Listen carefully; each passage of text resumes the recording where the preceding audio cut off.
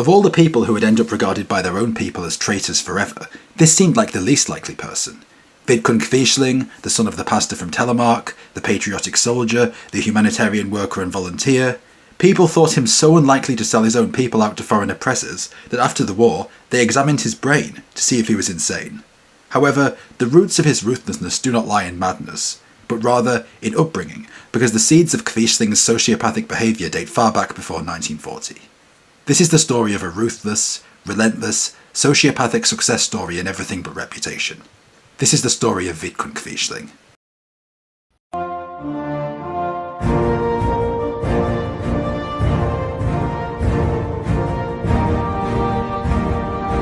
Vidkun Quisling was born in July 1887, Firestall, in the county of Telemark. His father, Jon Lauritz Quisling, was a Lutheran clergyman in the Norwegian State Church, who was in charge of a parish in the area. His mother, Arnold Caroline Bang, was from a prosperous shipping family. Quisling would go on to have two brothers, including his brother Jorgen, who would later briefly follow him into politics, as well as a sister, who died young. Telemark, a beautiful region of Norway, full of valleys and rivers and canyons and pine woods, is a very scenic place indeed, beloved by artists, and even today, fairly remote from the rest of Norway, as it has been since it began to be inhabited in the Middle Ages. The Quisling family was an old one in the region, the name reportedly derived from the Swedish Quislingus, and had many notable members, including his father, who authored books on local history and piety, and was said, in some ways, to be quite a religious man. His mother's family were from Grimstad, just neighbouring Telemark, and as mentioned before, were pretty wealthy indeed.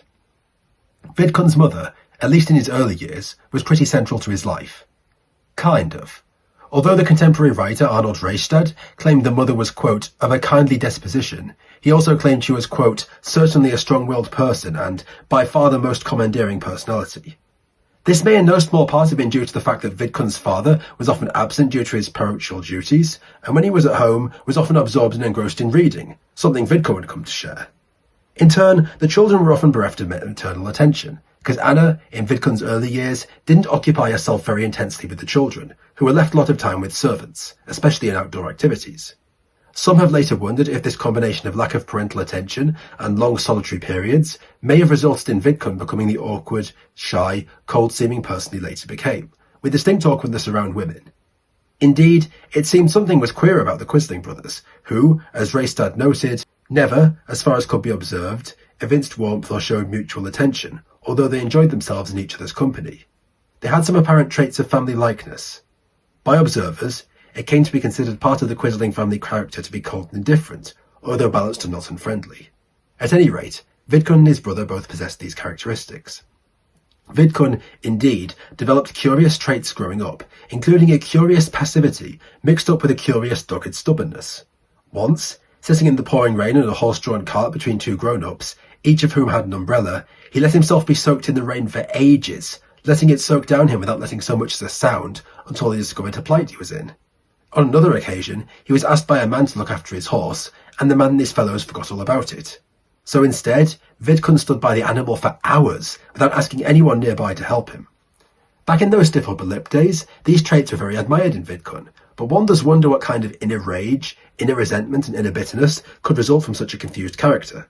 Maybe Vidkun, feeling deprived of emotional warmth by his parents and those around him, never developed any true emotional bonds, never came out of his shell, put all the responsibility on others for not coming out of it, saw himself as entirely the victim, despite having free agency. This would certainly explain his gruff demeanour, and certainly explain how his anger would build up until Vidkun would be seized by what could only be described as prolonged, violent fits of rage, as if all his pent-up emotions and frustrations exploded out of him. I would suggest that Vidkun was maybe autistic. He was obsessed with ordering and organising things, including toys and games, avoided other people, would often sit in parties saying nothing and ruffle his hair as if stimming, and have profound meltdowns, which, as someone with an autistic brother, I've often seen. Regardless, Vidkun certainly saw no need for irrelevant things such as close relationships and bonds, nor for dressing well or tidiness, often being seen in crumpled suits with aforementioned ruffled hair. As Raystad summed him up, in the devotion that Quisling has always felt for his parents, there is perhaps more gratitude for the shelter thus accorded his infant vanity than there is the memory of near contacts, or of a cherished example. In 1893, when Vidkun was 6, his father was transferred to Drammen, where the boy first went to school. He would return at 13 to Telemark, but for now, it was in Drammen he settled, and he was initially bullied for his Telemark dialect, further embittering him against others. And then, to his outrage getting low grades. In Firestall, he'd been used to receiving respect as the eldest son of the prodigious pastor, and now nobody was giving him a break. This, it said, was another key influence on Vidkun, maybe making him instinctively think he had to rely on his own mettle and ego rather than on the companionship and compassion of others, which he may have viewed as inaccessible to him.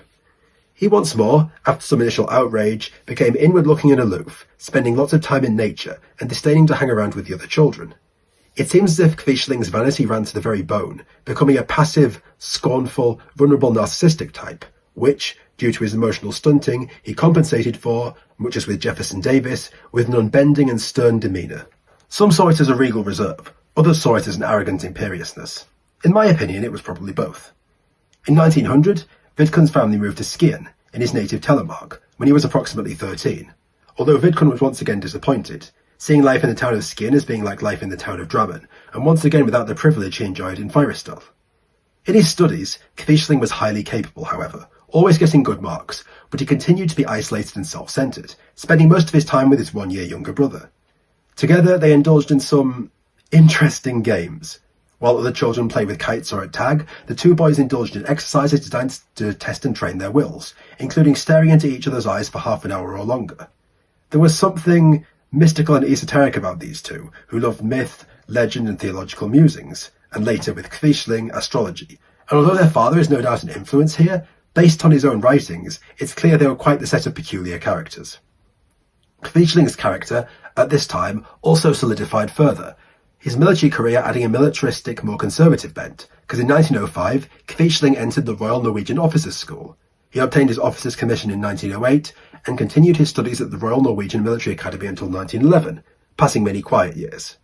It's also during this time that we get a more favourable picture of Quisling, one his supporters sometimes cite, in the form of his fellow soldiers and officers. To them, even though he was extremely taciturn and reserved, he seemed kind, helpful, was never overbearing, never portrayed himself as a superior, and often helped them with any work or queries they didn't understand, even if he had work of his own to do.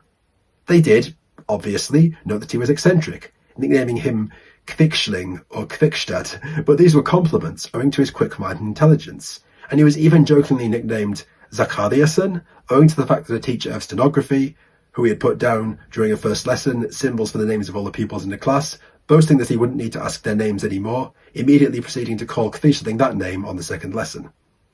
All joking aside, in 1911, Quisling graduated with the highest grades in the school, so high that he was actually gifted an audience with the king, with such a distinction never having been given to a pupil of the academy before.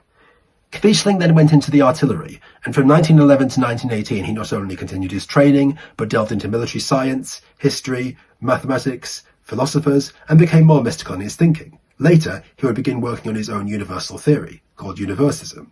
He learned Russian, with some success, and even began making progress in learning Chinese. Quisling, however, continued his strange mixture of stoicity and passivity. He would sit in gatherings where all the other officers were laughing and joking, not speaking for hours unless he was spoken to. He would eat, but not show much interest in the food. He didn't smoke, show interest in women, have a nightlife, and he carried on the strange passivity and silent stoicism from his childhood.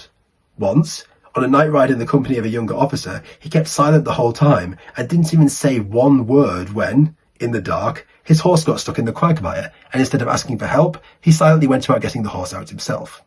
His loneliness increased, and he spent his vacations not marrying or entertaining friends, but at the log cabin in the mountains of Firestall, on the edge of the lake, which his father had built for him and his brother, where he rode, walked, meditated and carried on many, yes, solitary pursuits. He also continued his interest in philosophy, and expressed contempt for city life. There are, however, signs that this burning, narcissistic resentment continued to brew, and signs that he was duplicitous. Quisling would go on to tell various people that these officers were a no-good, rotten lot of incompetents, who, and I have to keep a straight face, dreaded him as a rival because of his superior powers and narcissism. Some of them also intrigued and plotted against his great superior self. It may not surprise anyone to learn that by 25, Quisling had already developed the physical appearance which he had right up till the end of his life. Tall, heavy, with clouded, depressed-looking blue eyes, and again, with reference to the autistic spectrum, unable to look people in the eye, and prone to sitting for long periods in silence, then, when under pressure, letting out a burst of dramatic or frightening rhetoric, then just as quickly changing the topic, or falling silent again. Quisling and his brother Jørgen both lived in Oslo from 1916 to 1918, and both continued their unusual, mythical characters and pursuits. Jørgen, who became a doctor, wrote a big volume of philosophy along the lines of Hegelian dialectic conceptualism, and Vidkun would soon begin work on his so-called universalism theory, which he would intermittently work on for the rest of his life. During this period, such a relatively leisurely life which Quisling was able to live on was in no small part due to the fact that he wasn't sent to the front lines of World War I. Neither was his brother. Seeing himself as an ardent Christian patriot, Quisling detested the peace movement, believing it was defeatist and anti-patriotic. However, once the huge cost of World War I became apparent to him, he did moderate his views on this matter and wonder if peace was maybe not such a good idea.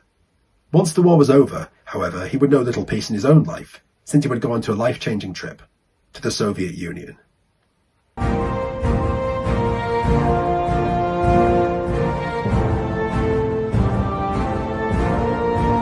In 1911, Quisling had joined the Norwegian General Staff, becoming a junior officer, then becoming adjutant to the Inspector General for Field Artillery. In 1917, he became a probationer for the General Staff, then a captain in the Field Artillery. He had initially wanted to go to China, hence his Chinese learning, but due to the Chinese Civil War, among other things, this was made impossible. Quisling was then put to work, since he'd learned Russian, on the Russia desk, and in 1918 was sent as a military attaché to Petrograd, formerly St. Petersburg. Quisling was in St. Petersburg until the end of 1919, when he went to Helsingfors, Finland, and there for 2 years he would combine the functions of military attaché and secretary to the legation. In Petrograd, he'd stayed for a few weeks at the same hotel as Captain Frederick Preitz, commercial attaché at the Norwegian legation, who had lived in Russia for some 20 years. This would become a very fruitful friendship and relationship. Preitz came very much to respect Quisling's intellectual capabilities, and Quisling Preitz's organisational abilities and grasp of politics, which Quisling wasn't hugely interested in right now. They, however, managed to have hours of interesting and fascinating conversations together, especially around history, math, political theories. Even though Quisling probably seemed to Preitz a little queer, he had no interest in amusements at all, had no women in his life, no close friends, he did seem very intelligent, having learned to speak almost perfect Russian. But, rather hilariously, Norwegians who spoke Russian and ran into him wondered how the hell untalkative, unsociable Vidkun Quisling grew to speak such good Russian when he didn't even talk to people. But I guess it's a compliment in a way, because it shows how good his book learning was. When Quisling moved to Finland from 1919 to 21, he focused intensely on his work for the legation, working for its secretary, and his reports seemed to become more political in nature, with Quisling now taking a keen interest in Russian political affairs, and, crucially, coming to believe that the Nordic countries would soon play a crucial role in military affairs.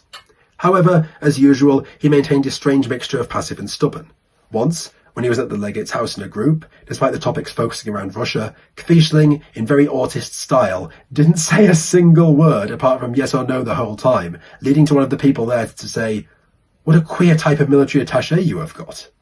The legate, however, would not hear a word against him, and wouldn't for many years later, joking that when he walked into his office in the mornings, he used to try and work out some problem so difficult that Quisling couldn't solve it. Quisling in this time, according to those who knew him, didn't seem to pass any judgment on the Soviets, or on Russia or Bolshevism in general. However, they did notice that he seemed to have a contempt for Russia as a nation, and thus the Soviet Union. Quisling, a man who then based his judgment of everything from an efficiency standpoint, saw Russia as hopelessly mismatched by other nations like Germany, from a technical standpoint, not racial, and simply continued his work. And it has to be said, to be very fair to Quisling, not only was the Soviet Union undergoing a hopeless civil war, with millions dying, and legions on both sides that were often little more than merciless marauders, he can't have seen a huge amount of technical skill, in spite of having a grudging respect for how Leon Trotsky had ruthlessly reorganized the Red Army. Trotsky's organization, in quotes, consisted of holding officers hostage by threatening to murder their whole families, conducting mass executions and terrorizing conscripts, so Quisling's admiration was a disturbing sign of things to come. When his term as military attaché came to an end in 1921, however, he planned to return to Norway and find renewed service on the General Staff. However, in August, famed explorer Fridtjof Nansen passed through Helsingfors as part of his various trips to and from Russia. He was actively searching for collaborators to help him out on his work resolving a mass famine in Russia and Ukraine, and, via the legation's leader, had come to know of Quisling. The legate sketched a glowing portrait of Quisling, metaphorically if not literally, as a disciplined administrator, an expert on Russian affairs, with Russian experience. Nansen met Quisling, found him proficient in Russian and German, found him ruthlessly militarily efficient, and thought he would be ideal in these trying times. and Quisling, who had not been able to get onto the general staff, was all too keen to join. Quisling went with Nansen to Kharkiv, Ukraine, in February 1922, and stayed there until late 1923. Quisling's work in Ukraine consisted of producing a remarkably concise, but also remarkably factual report that not only highlighted the huge and horrifying nature of the famine, but provided precise figures on how much food aid was needed and where it needed to go. It had immediate effect, and aid began to flow in by sea. Quisling also coordinated the aid distribution, visited regions where it was needed, and on some occasions browbeat Soviet officials into getting what he wanted, at one point sitting in a station manager's office and refusing to leave until he got his train, the manager being so unnerved by Quisling sitting there that he gave him it. He was also aided in the fact that in Ukraine and the adjoining parts of the Volga Valley, the land, just like in Norway, was divided into small freeholding farms, similar to in Norway, and that he spoke pretty good Russian. Quisling, as we've seen often in life, was at the same time curiously passive. Just as he sat in the cart and got rained on without complaining, so too did he try here not for a moment to break the limitations or scope of his work. He sometimes came to Moscow, where he discussed matters with Nansen's chief representatives and others, but he was a genuinely silent sort of person and never showed much interest in public in many political questions. Or did he? To those around him, Quisling began talking favourably of Bolshevism, especially when he was around the circles associated with Captain Frederick Preitz, and in 1922, Poland's representative in Kharkiv complained to the government that Quisling was using his work as cover to engage in communist political work, and was so concerned that the complaint got laid before the Norwegian minister in Warsaw, and the Norwegian government asked Quisling for comment. Quisling then burst into an absolutely outraged, "the lady doth protest too much," incredibly enraged rant about how he was nothing of the sort, which was thought by people at the time to be rather performative. Nothing, however, more was said of the allegations, and nothing came of them, or of the claims that Quisling was duplicitous. Until the matter of his huge marriage scandal blew open. During his stay in Ukraine, Quisling married Alexandra Asya Voronina, a peasant girl who worked at the telephone exchange in his offices. She claims that Quisling professed his love for her, she was charmed, she accepted, only for him to then not speak of his affections again, and to force her into getting an abortion. And not only did he do that, but he began to tell associates that it was a marriage designed to get her a Norwegian passport of financial security, despite having never mentioned that before, and began treating her as his foster daughter. Then he married Maria Vasilievna Pasic, who it did seem he had some genuine affection for, although this is also disputed. When asked if he would have children with her, in her presence, Quisling is said to have turned white and snapped, "Not if I can help it," leaving Maria flinching in the corner. It was even said that she, at first, was quite afraid of him, treating him with reverence as a kind of guide rather than a husband. But what people also treated Quisling as, due to this marriage, was a bit of a joke.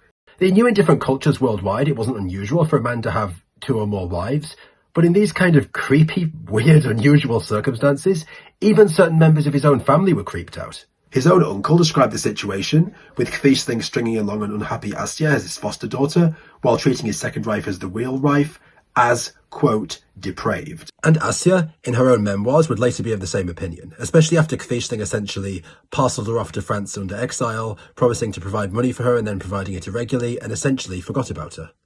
He then took a trip back to Norway, leaving his wife there when he returned, working in Ukraine and the Volga Basin. She ended up living with a friend in Paris, constantly writing him letters, and having Quisling reply back to none of them. He was busy, trying to work with the Norwegian labour movement.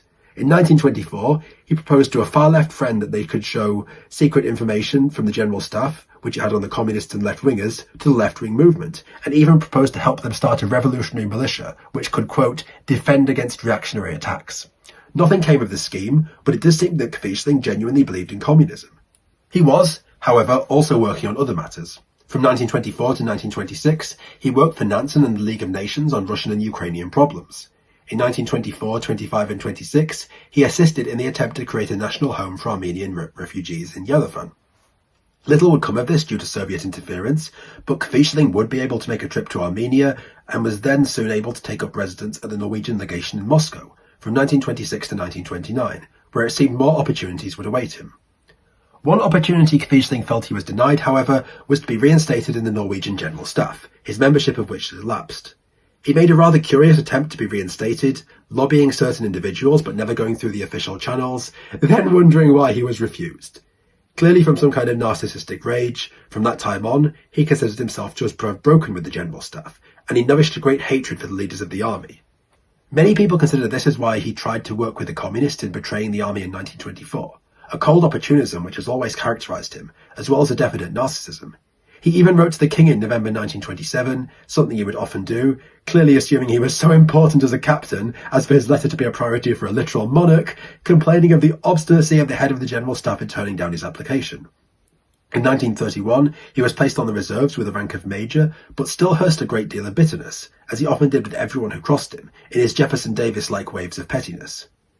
Quisling's next business, however, was far from petty, as he soon accepted an offer to work for some Norwegians engaged in a very fruitful timber business in Russia. Lenin had, in 1921, introduced his new economic policy, not only allowing Russians to do business, but foreigners to do business with them too.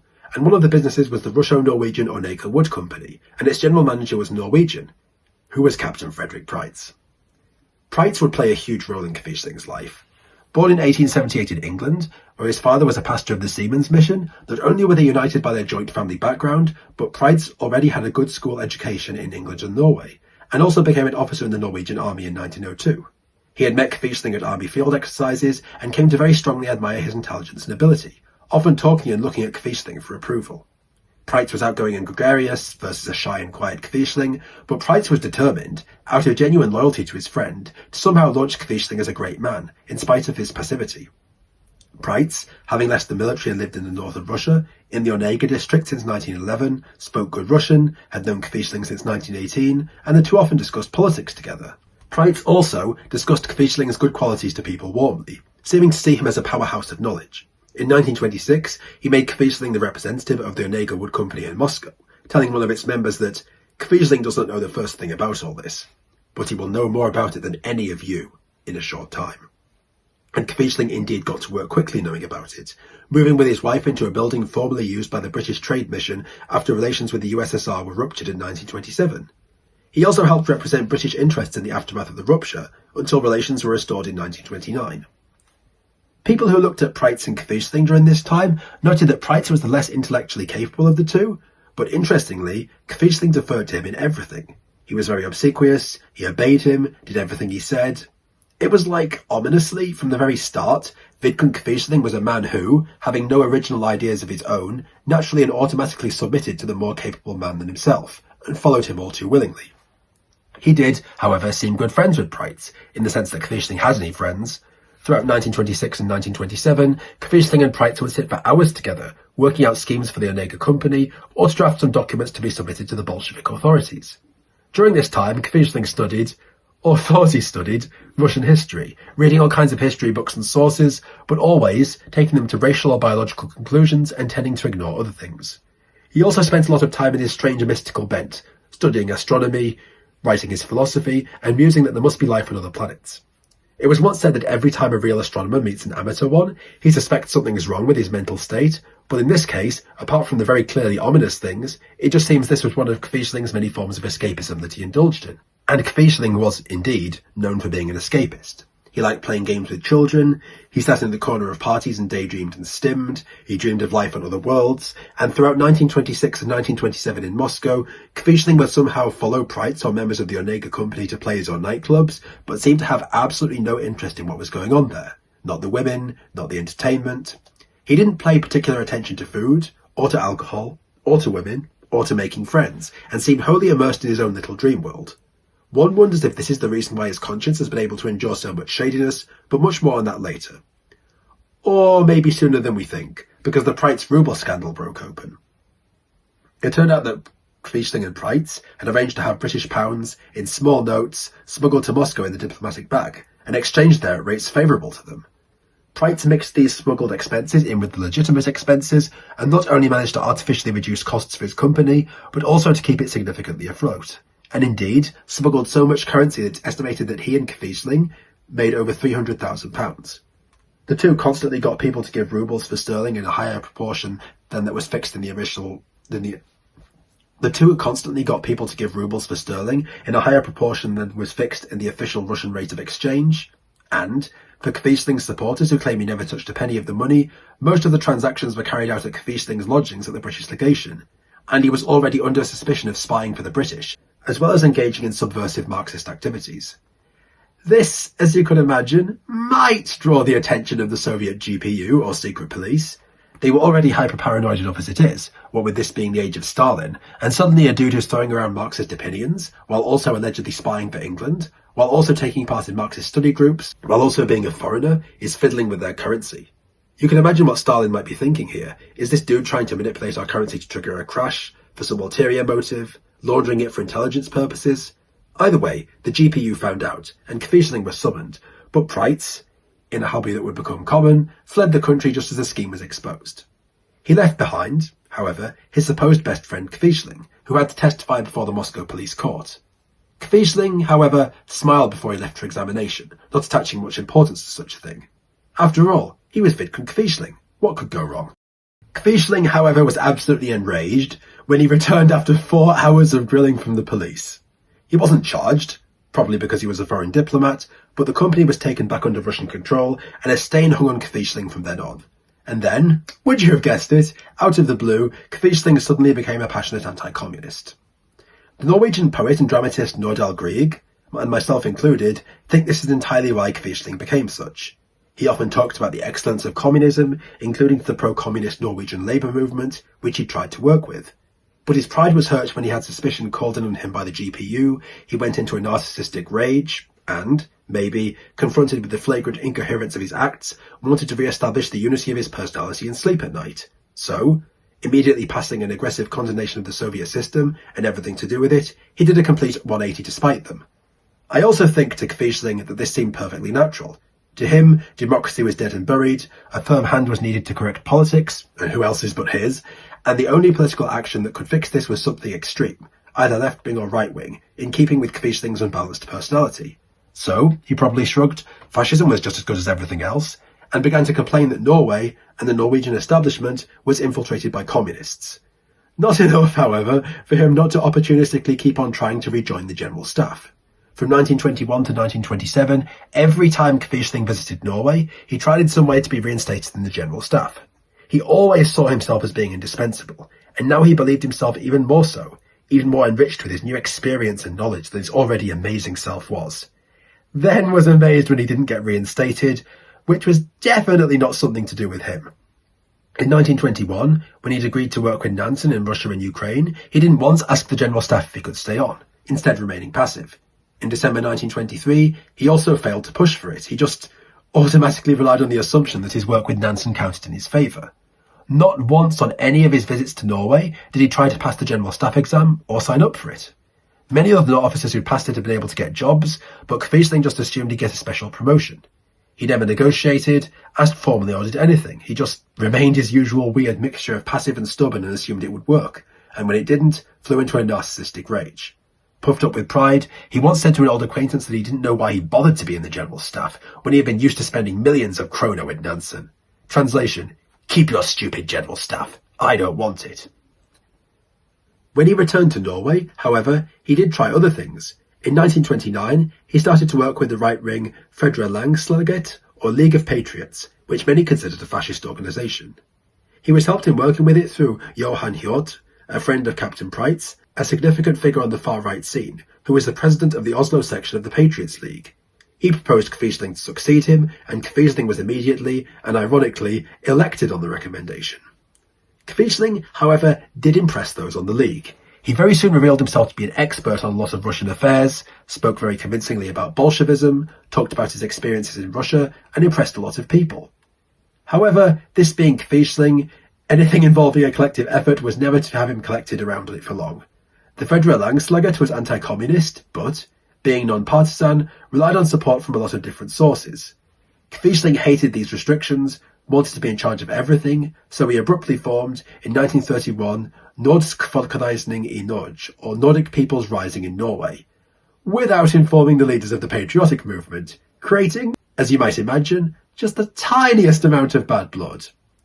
Nordisk Folkereisning was, as you'd imagine, all about Quisling, although ironically, because of course he was his usual mixture of stubborn but strangely passive, it was more of a Preitz personal project, a group of fascists and right-wingers with Quisling as Führer, or leader, much in the same way as Führer meant leader in German.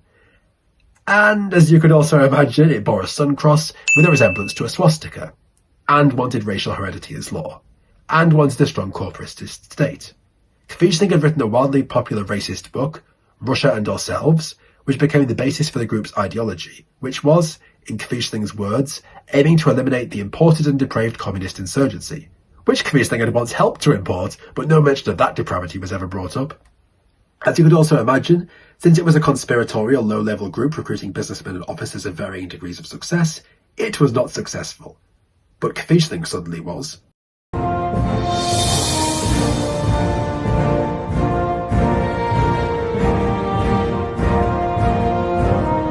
There was nothing very good about the book Russia and Ourselves. A racist, rambling screed that claimed the Romanovs were superior Germanic leaders, and since they were overthrown, that inferior Russians had taken over. These days it would be seen for what it really was, especially since how long, dreary and dull Quisling had made it, but back then, people really liked it. The newspaper that had serialised it even tolerated Quisling sitting in the editor's office and reading the whole thing aloud as people laughed, the editor not daring to interrupt. And indeed, it was what got Quisling a job, in the government, as Minister of Defence. The Agrarian Party had come to power in Norway, led by Peter Kolstad. Kolstad had been suggested to Quisling by Thorvald Ardal, the editor of the agrarian newspaper Nationen, who had in turn been influenced by Preitz.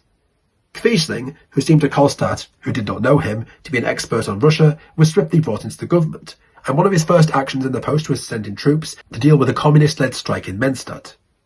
It had been, of course, the government that had made the decision to send the troops in. Quisling remained passive on the subject, but because he was the figurehead, and because the left-wing press lashed onto him, he became the subject of fierce criticism.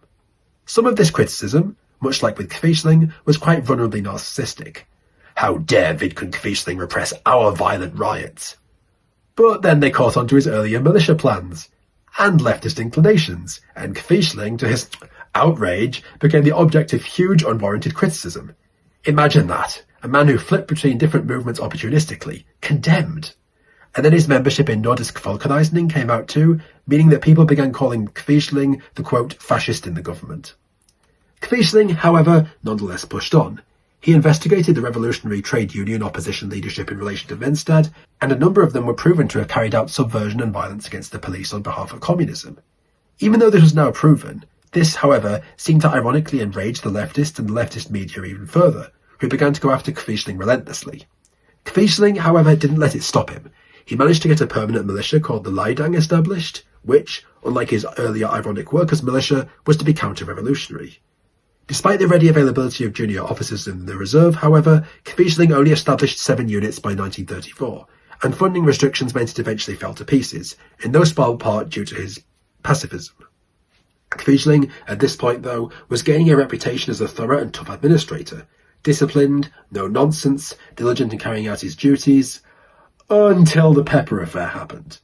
Possibly an attempt to discredit Quisling, or maybe a simple case of communists or Soviet agents attempting some military espionage. On February 2, 1932, Quisling was attacked in his office by an assailant who threw ground pepper in his face, attacked him with a knife, and, in his opinion, attempted to steal military papers left by a Swedish military officer. Many people, especially those in the Labour Party, suggested Quisling staged the whole affair, or that it was the husband of someone he was having an affair with, but he did genuinely go home with injuries, was unwilling to call the police until persuaded by his associates, and it was his dour demeanour, not the facts of the case, that led people to come to the opinion it was fraudulent. He didn't stand up, he didn't yell, he didn't seem fazed, he just calmly explained it, which, to them, seemed suspicious. He was once more a controversial man in the news, and his reputation seemed to go downhill. But only in the eyes of the left, because in the eyes of the right, he came to be seen as a hero. When given an opportunity to defend himself in Parliament, he came out with a blistering speech about how many of the left-wing deputies were working with communists and were thus, quote, enemies of our fatherland and people. As usual, it was not a charismatic speech.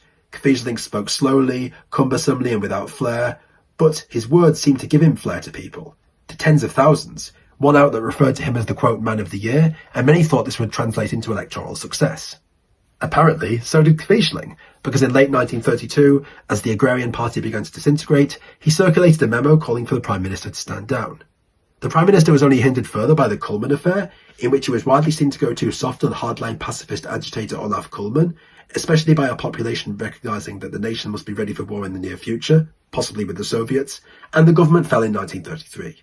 Quisling then turned his Nordisk Folkereisning i Norge movement into a movement called Samling, National Union, and made it an official political party. Some say Quisling was disappointed by this, because he'd wanted to lead a national movement. However, I honestly think he was very happy.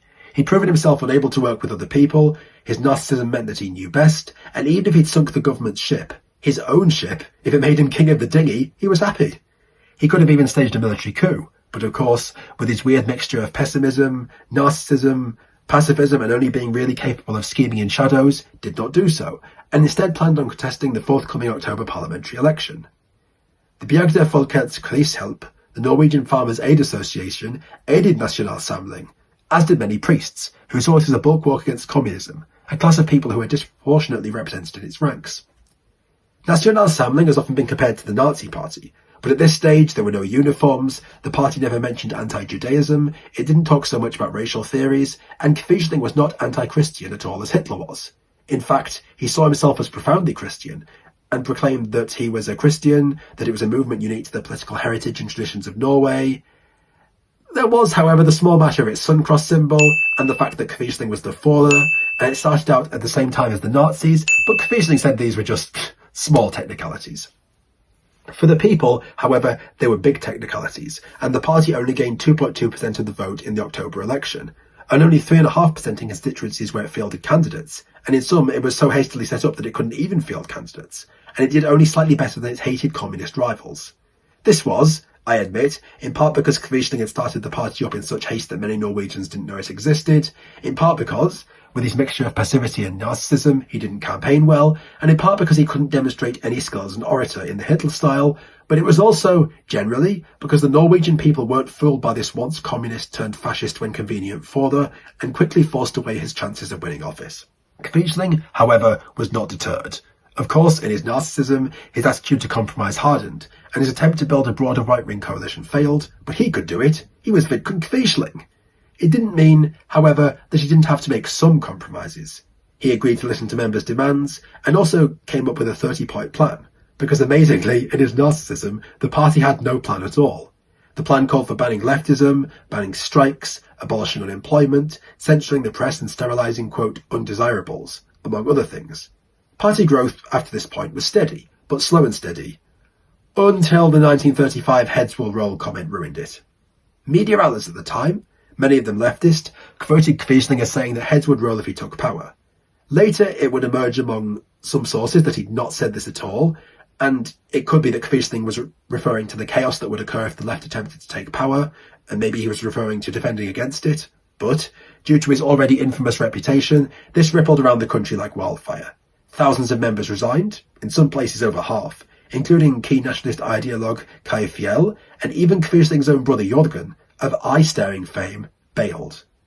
And Quisling, because of course he didn't bail the water out fast enough. Instead, he began scooping it in. He went to the December 1934 Montreal Fascism Conference. He instituted uniforms for his party's paramilitary rally-guarding stewards. The Sun Cross became more prominent. He began to make statements against Jews as a race.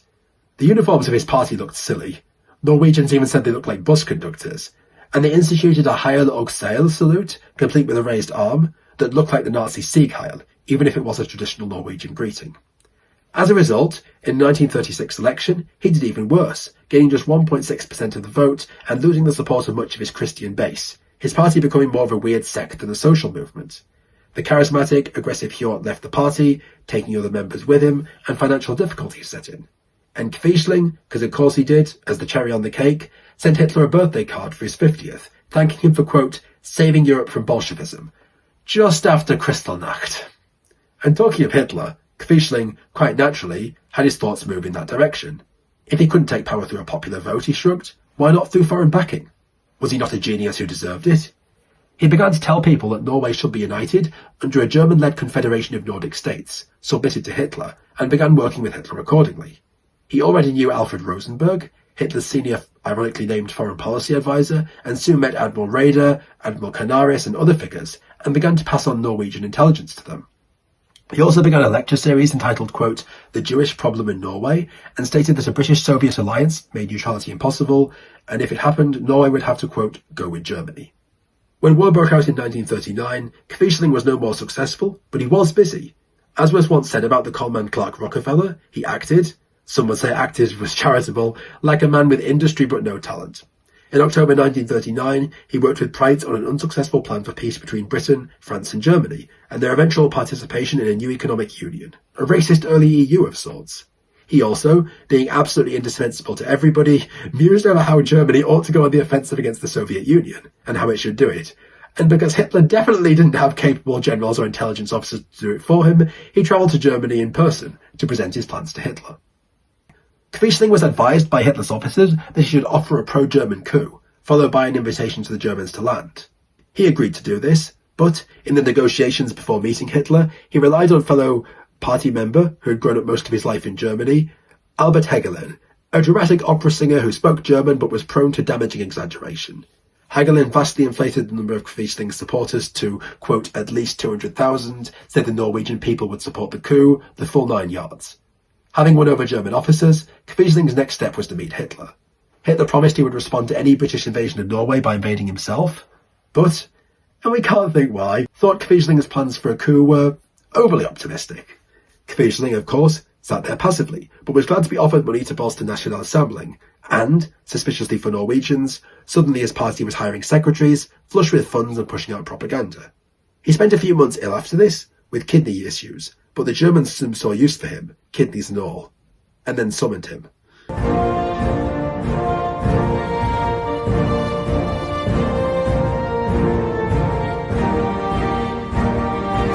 They asked him for information on Norwegian defences and defence protocols.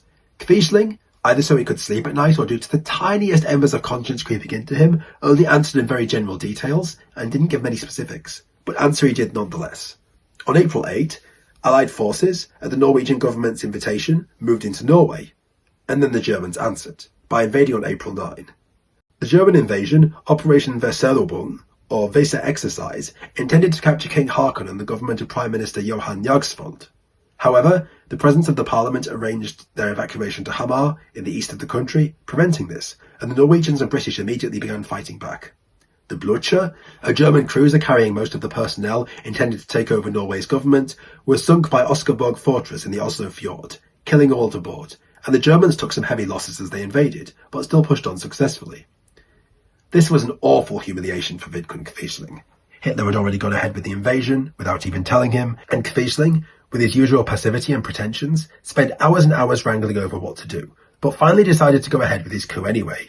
He drew a list up of ministers, and, even though the government had merely located 93 miles, and was still in control of its forces, accused it of having, quote, fled, and staged his coup.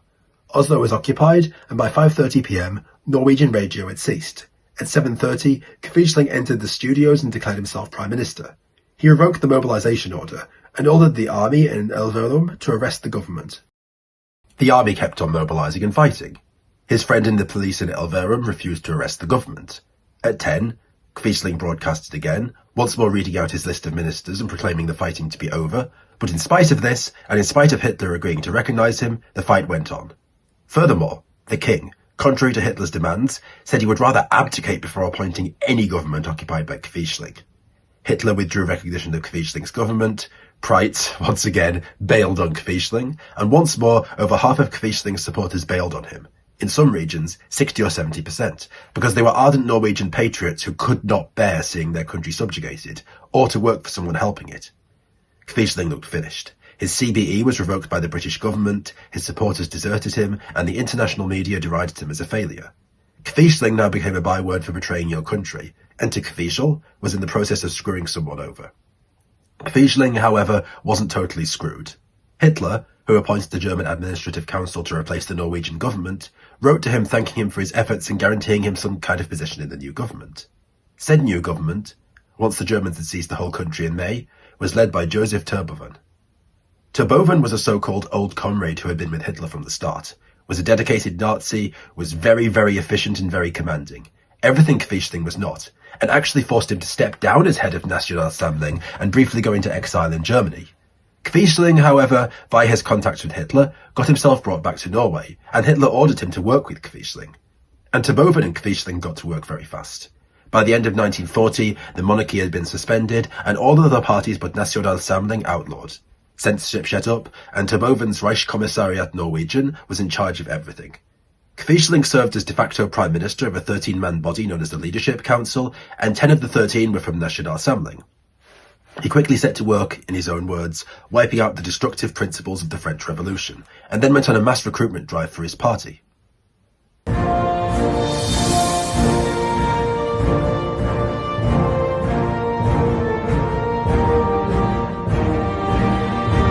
As mentioned before, Nationalsamling was the only legal party allowed in Norway, and the German plan was to build it up as a mass fascist movement.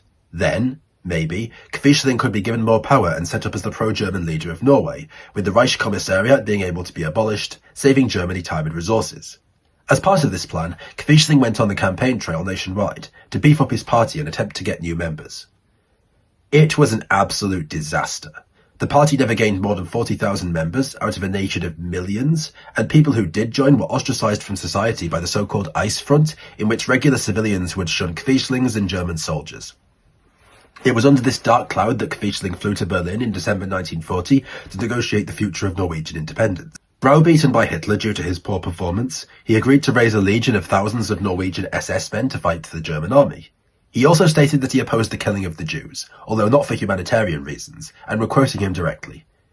And since the Jewish question cannot be solved by simply exterminating the Jews, or sterilizing them, secondly, their parasitic existence must be prevented from giving them, like the other peoples of the earth, their own land. However, their former land, Palestine, has been the land of the Arabs for centuries. There is, therefore, no better and milder way to solve the Jewish problem than to get them another so-called promised land, and to send them all there together, so as to, if possible, bring the eternal Jew in his divided soul to rest. But when he wasn't raving about the Jews, he and Terboven were clashing hard. Terboven wanted the Norwegian SS unit to wear German uniforms, fight under German command and have German officers, whereas Quisling wanted it under Norwegian. In the end, the issue was settled. The unit would have Norwegian officers, have its own Norwegian uniforms, and swear allegiance to Quisling, not Hitler. Terboven agreed, only for it to do the opposite of all those things.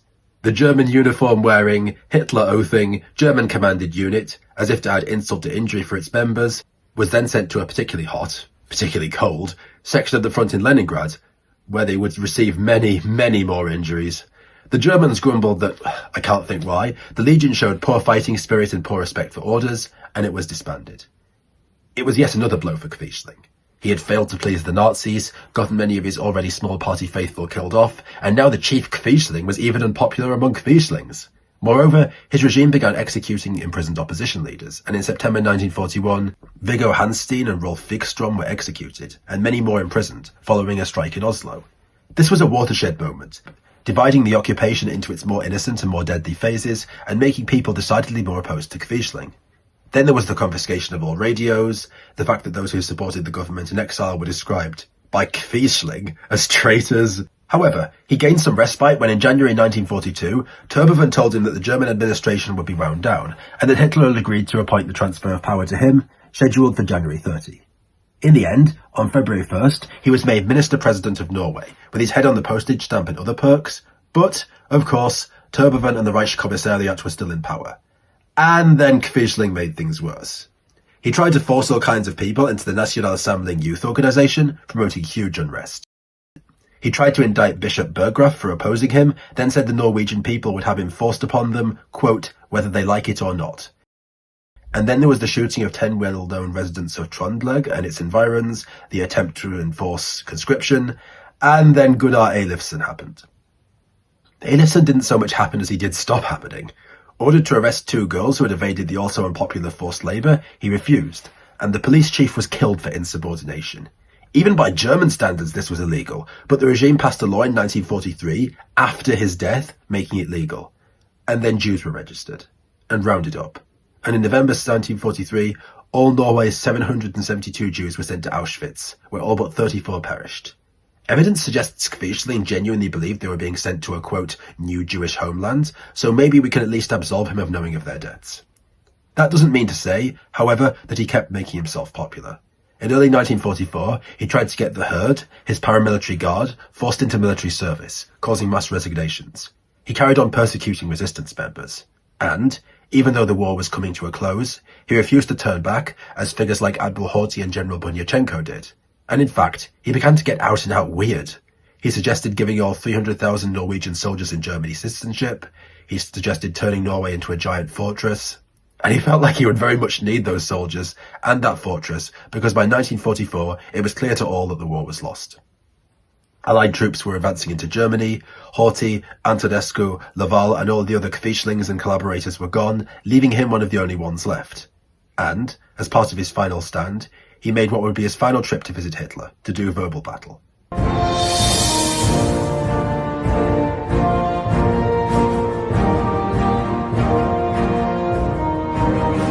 He promised Norwegian, quote, support, whatever that meant, in the final phase of the war, if Germany agreed to a peace deal that would remove Norway's affairs from German intervention.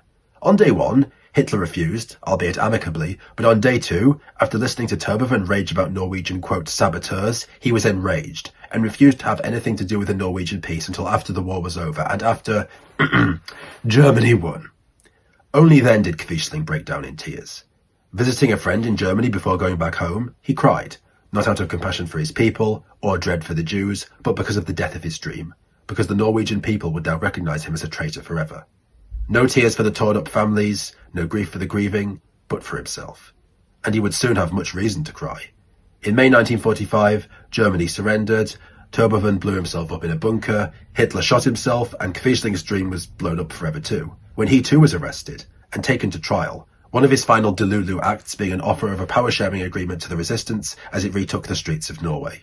Quisling, as well as being charged with treason, illegally altering the constitution, murder and numerous other things, was imprisoned in austere, strict conditions in the Akershus fortress, often tormented and bullied by the guards. He, in some ways, seemed to welcome the chance to defend himself, and filed a 60-page response, claiming he had always tried to defend Norwegian independence, that England had threatened it more than Germany, and that since England sent troops to Norway, the best way to guarantee Norwegian independence was to collaborate against his own government with the Germans. People were so incredulous that they had him tested multiple times to see if he was insane, and seemed to become more and more incredulous when it found out that he wasn't. As Dahl, his biographer, noted, he treaded a, quote, fine line between truth and falsehood, and emerged from it a, quote, elusive and often pitiful figure. When the verdict was announced on September 10, 1945, Quisling was convicted on all but a handful of charges, and sentenced to death. He was executed by a firing squad at Akershus Fortress at 2:40 a.m. on October 24 of 1945. His last words before his execution were, quote, I'm convicted unfairly, and I die innocent. Right until the end, he was bathing in his own bloody narcissism. He claimed the war was part of a great spiritual movement that would lead to the kingdom of God. He worked on his philosophy Universalism, which came from, quote, nothing less than a prophet, which he claimed was an explanation of everything, literally everything, and seemed to live in his own dream world. And the Norwegian people have not dreamed much of Vidkun Quisling since, except to regard him with scorn. You Quisled me is still a phrase used by many Norwegians.